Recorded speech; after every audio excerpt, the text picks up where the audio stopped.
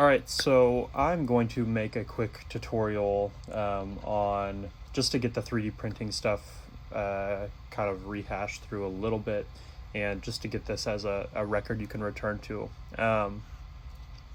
So I'm going to first start with some of the software stuff, take you through that kind of crash course, and then I'm going to switch to my just iPhone camera and kind of show you some of the stuff you've got to do on the physical printer itself. So if you're looking for more of the physical printer stuff, kind of scrub through halfway and you'll find that. But first little part of this is going to be about the software. So you've got your object here, great. Your cube is modeled perfectly. Again, needs to be a closed solid poly surface or a closed extrusion. Can't have anything open, can't have non-manifold stuff, but a closed solid poly surface. We are going to change the units of this to a millimeter model, which if you're on PC you can just do, well, I guess we can do new using template. So let's do large object, or sorry, small object millimeter right there.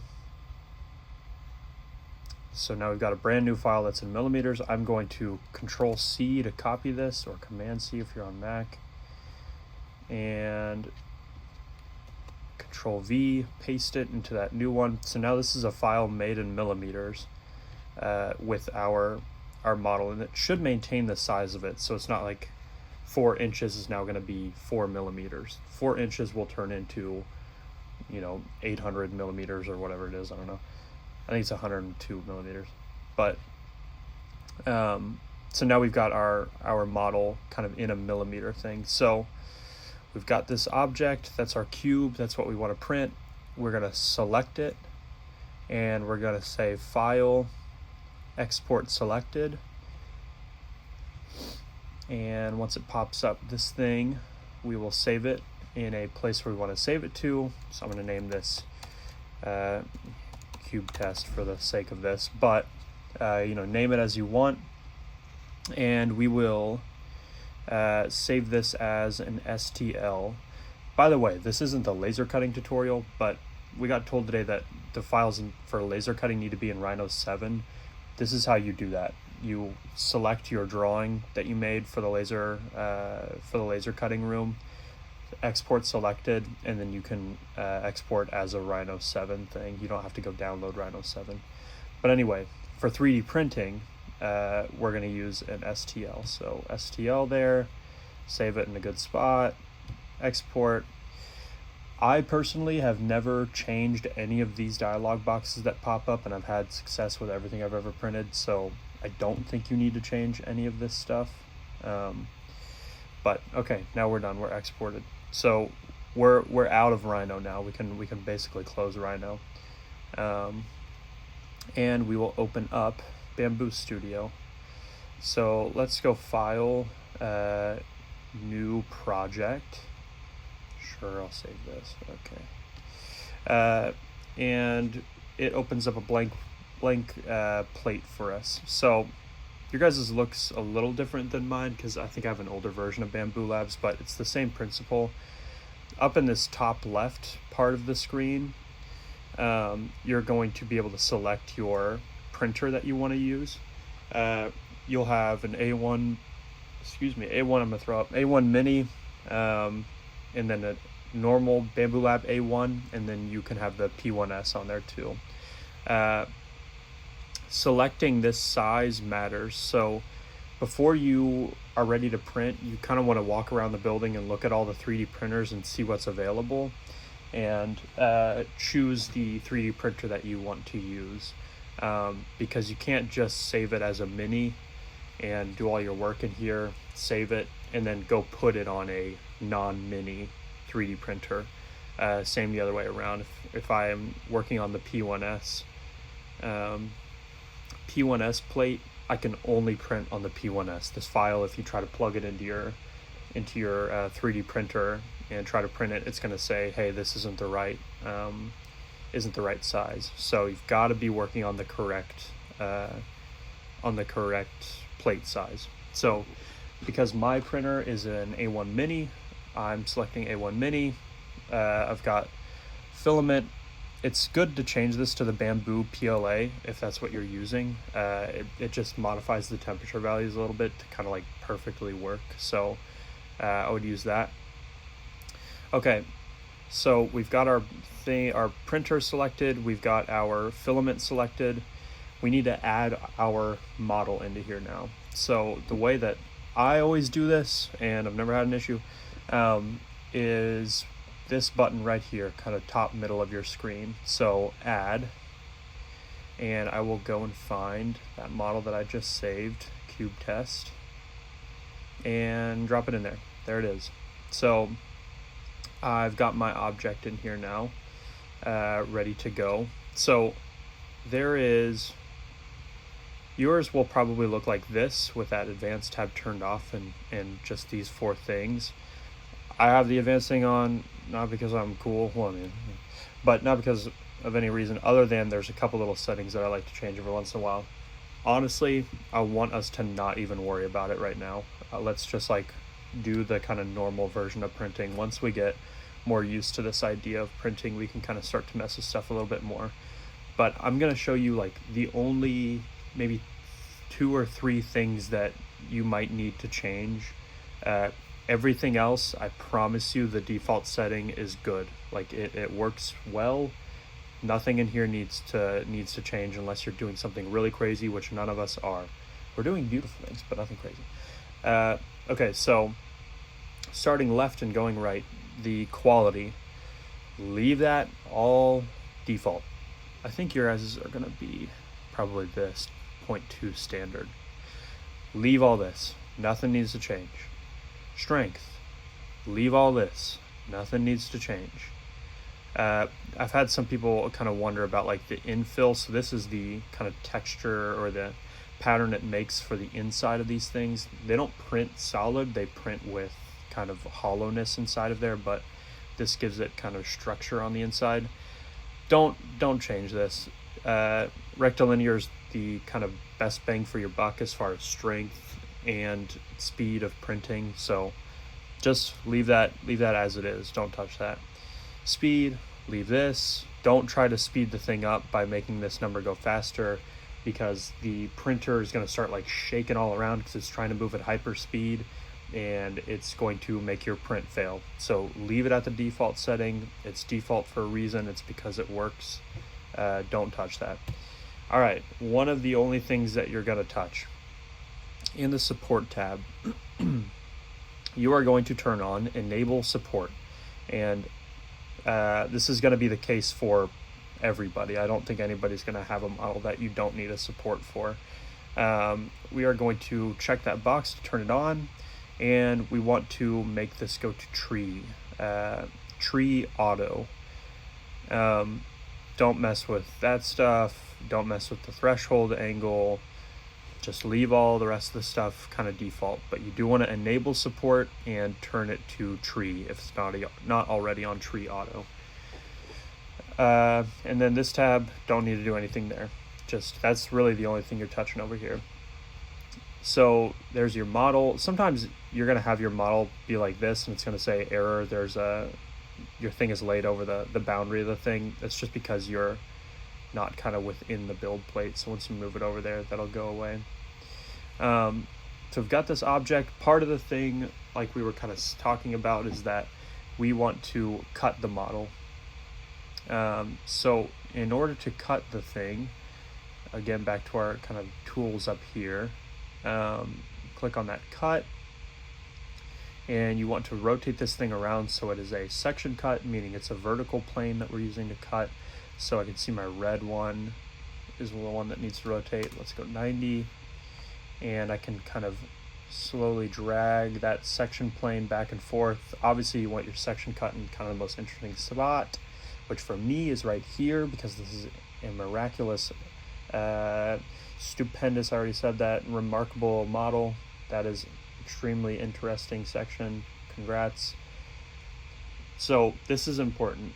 You can't just hit perform cut and have it make the kind of connective tissue things. You've got to click add connectors, and now it's asking you where do you want to put them. You have to click on here and tell it I want it in these spots. Don't overdo it with the connectors. It doesn't need many of them. Like, you shouldn't be like having all these. There's no reason. Just, you know, kind of one at every other corner or so, and kind of one right in the middle or something like that. You know, it doesn't need many of them. So once we've clicked and told it where we want those connectors, and again, I wouldn't mess with these numbers, just go with it. And you want it to be plugged too, you don't want it to be these other ones. We're going to hit confirm connectors, and that's going to lock those things in. Now we'll do perform cut, and we can see it sliced our model. So there are our little plugs, and on this side we can see that it made little indentations, and so those things will kind of perfectly snap together. We can adjust this to fit on the plate. Some of yours might not fit on the plate once you split it in half, and you'll have to actually run 2 different prints. Just be aware of that might happen. Once we're here, also I do want to mention, we can click on this thing and have it auto orient, meaning it will automatically place it in the best way for it to print kind of the most quickly and the most quality wise the best. So we can auto orient. Looks like it was already at its best. Let's auto orient this thing. It's saying it'd be better like that. Okay, great. So got these 2 pieces. Great. There's nothing else we need to do this. I've got my thing split. I've got the supports turned on. It's all on the plate. I've got the correct printer set. We're good to go. So we're gonna click slice plate now. And it's showing me, hey, I've got a couple trees going there. That's good. I don't know why it wouldn't do it for the other supports, but so be it. It's telling me kind of all my data of like, here's, you know, color coded what's what. Your guys's were seeming to default to this, which is cool, but if you want to see all of that data, you hit that drop down and go line type, but it's neither here nor there. One other thing I want to say real quick, if your model is too big and you need like an extra file, don't make a brand new file. Just hit this button, add plate, and it will give you like a second plate. You can transfer this over here and export this as its own plate onto a different flash drive thing. But obviously I don't need that, so I'm gonna clear that. Maybe not. All right, anyway, so we're done here. I'm gonna hit slice plate, and it's telling me it's gonna take 5 minutes and 27 seconds for this because of a tiny dumb model. Or sorry, 2 hours and 2 minutes. 2 hours and 2 minutes because it's a pretty simple model. It looks like, from what I can tell from some people printing theirs already, it's like stuff might take 7 hours or something like that. Somewhere between probably 6 to 10 hours is what people's are taking. That's not to say if yours is 11, it's wrong, but if yours is 21 hours, something's wrong.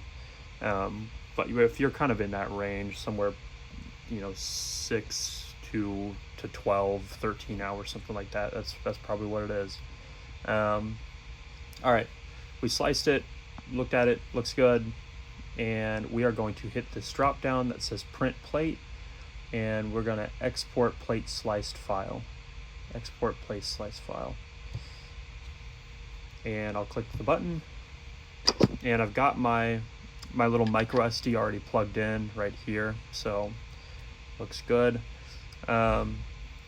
And sure, we'll name it that. It should be a .g code is how you can kind of verify it's right.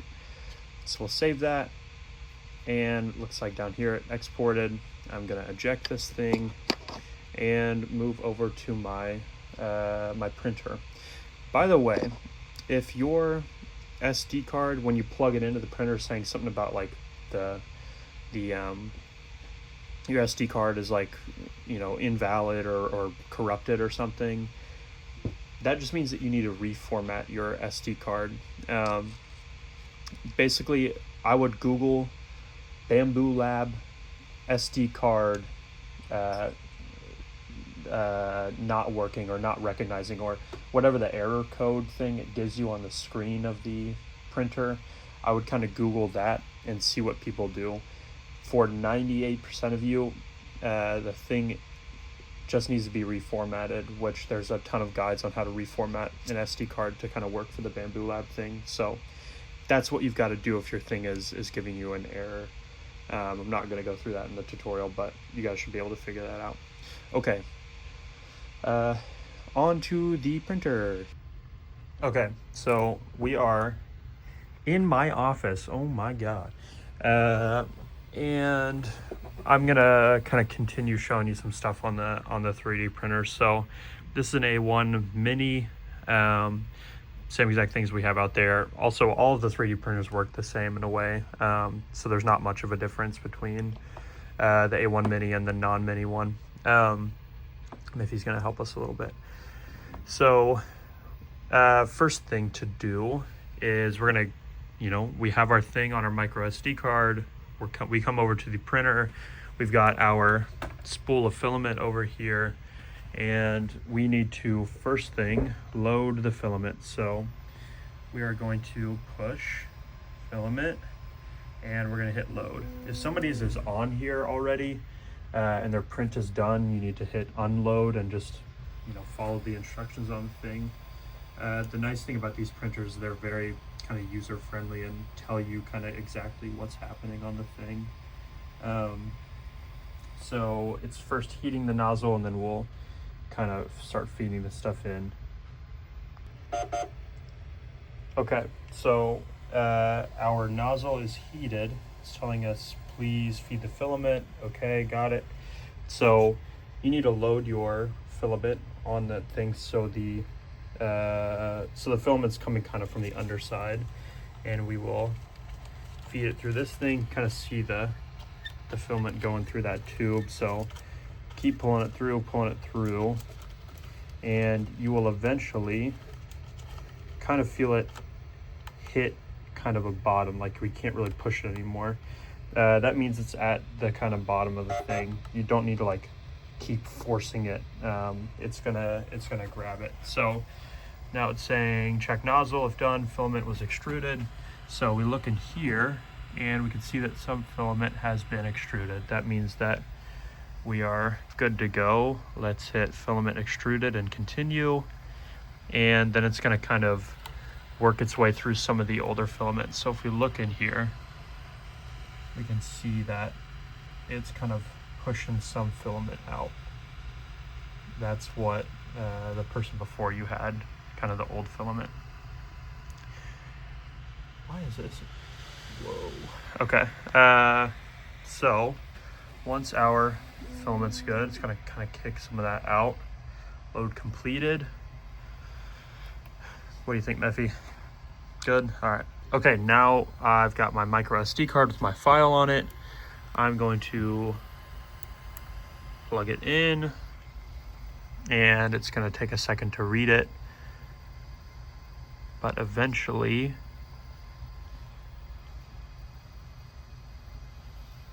this will pop up with our stuff. There it goes. And this is where you can kind of scroll through and see all the things that you have printed before, but the newest thing that you saved on here is going to save kind of in the top. So sometimes it saves like a weird backup file. You want the one that doesn't start with period underscore. You want the one that's just like a clean file name. So, and you're going to be able to see the image of your thing. So we'll click that thing, and these bed leveling and dynamic flow should be turned on. Time lapse, you can turn, like, you don't need that on. And then click print. And it's going to start preparing. And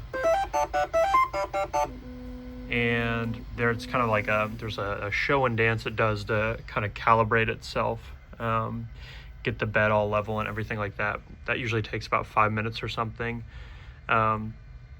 So, it takes a minute for it to kind of kick on, but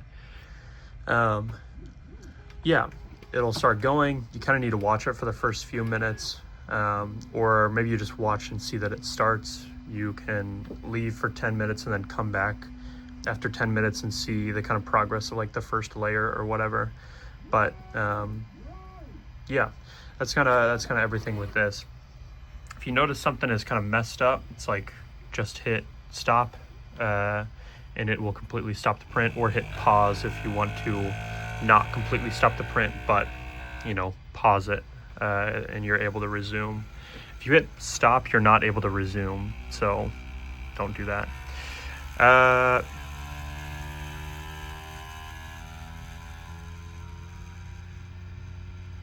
Excuse me. So I'm gonna hit stop on this before it goes too far, but maybe one last thing, to unload so your print finished, great. You need to make sure to obviously unload your filament. So just click that unload button. I mean, do I even need to explain this? I don't know, but actually there is one thing I want to talk about a little bit.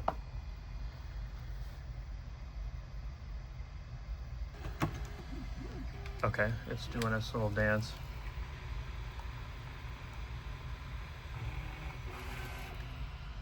Okay, and now it's going to tell us it is good to unload.